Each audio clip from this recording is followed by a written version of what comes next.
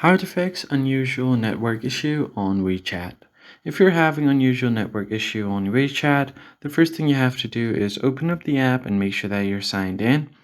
Now open up the chat where you are trying to send the message or trying to call and just type in a message. After you've done that, if you're still facing the issue, in that case, all you have to do is simply go ahead and check your internet connection.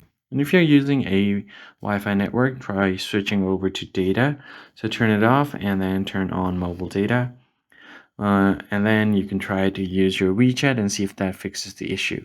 If you're still facing the issue, you can try switching back and forth on Wi-Fi and mobile data. And then what you want to do is long press on your WeChat.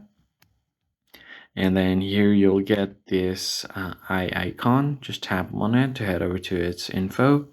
And then head over to storage. Click on clear cache and then click on clear data. After doing this, all of your data will be cleared out and your app will be brand new. You just have to sign in again to simply log into your account.